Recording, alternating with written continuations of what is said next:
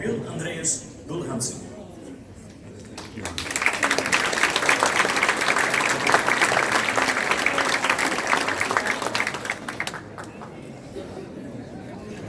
Hi. How is everybody?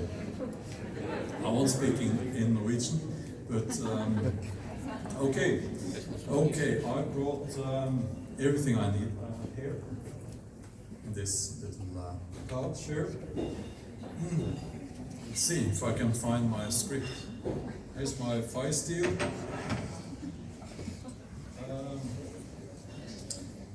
Maybe I left it at home in Norway. It's a long way to sail. My flint. Yeah. I have some stuff here. I can actually make fire like we did it back in those days. And burn down the place. We won't do that again. Besides, I don't have any dried grass. I would need that for...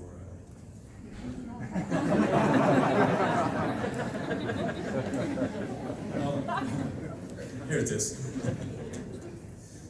Okay. Yes. I haven't managed to learn this by heart, but so I'll read most of it from this piece of paper. And it's a heathen Viking's perspective, and something I wrote fairly quickly. And first of all, I would like to say I'm a novelist, and presently I am working on a big project. It's a series of historical novels from the Viking Age. I have named the series Jomsviking, as the main character is a Jomsviking.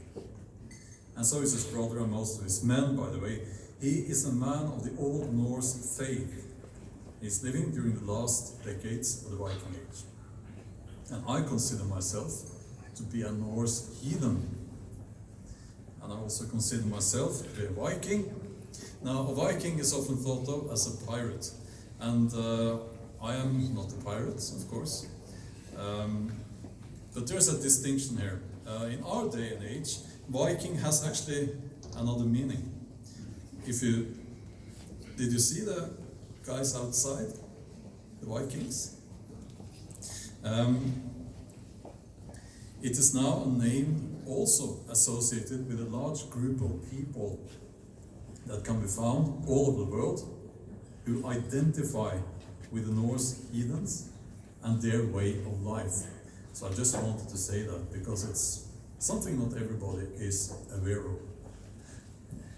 But I will also be using the word Viking while I'm here, not only about the pirates of the Viking Age, but as a synonym for any Norseman or woman. It is very hard for me not to, as it is how we use that word in Norway, and I have done so all my life, actually. If it is historically inaccurate, I'm sorry, but it's just how I speak. So, a Norse heathen, and someone who literally walks among the grey mounds and stone circles of my ancestors every day, and as someone who is interested in knowing what it was like to walk in their shoes, I literally do walk in their shoes, actually, here.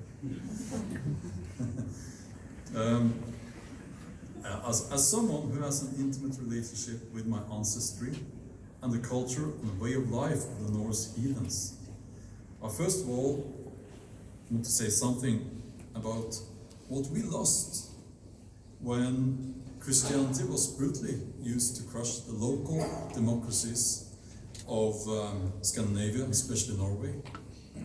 The world of the Norse heathen was actually a beautiful one. Their worldview and their belief system was intelligent and advanced. It had been shaped in a harsh climate where people had to work with nature, not against it. It was not a warlike belief system, not if we compare it with Christianity of that day and that age.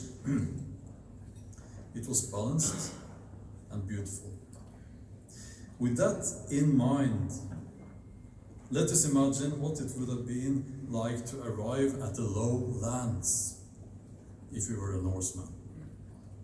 Let us imagine that you were a free man of some ambition, and that you had heard that timber was scarce down there among the salt marshes. The land is open, flat as your wife's frying pan, so there will be less chance of the wild men of the south attacking you and enslaving your crew. You decide to take your chances. You load some good yew timber, not those logs good enough for making longbows, onto your boat, and you set sail. You feel safe on board your ship. You're surrounded by your friends, and you do not fear the sea. You navigate using the shoreline and the stars, and you arrive some 2 or 3 days later. And you are astonished to see that where you thought there would be land, there is none. Everything is flooded. But on the Terps, as you later learn, it is what they call them. There are people. You anchor and you wait, and people come up to your ship and you communicate. There is a Dane there, he translates, and you agree there will be trade as soon as the water level sinks. A few days later, you've been around a little bit, you've been ashore, and there have been several visits on your boat, and the farm people and the fishermen, they seem friendly. So you walk ashore, there's a longhouse there, you have the familiar smells of wood smoke, tar, fish, barley soup boiling in the pot, the sounds of animals, the banging of the blacksmith, there is mud under your feet. It's salty mud, that's awkward to you. It smells strange. And all over the place, there's this smell of low tide. And you don't like that smell. It's not familiar. But the locals, they don't seem to mind. You show them the timber. It's very valuable to them. You will not rot. And that's good timing for you. You arrived at the flood. The farm people at the Terps will pay with silver. You know that silver probably comes from a pirate ship, but you accept it. You will melt it, you will make it untraceable.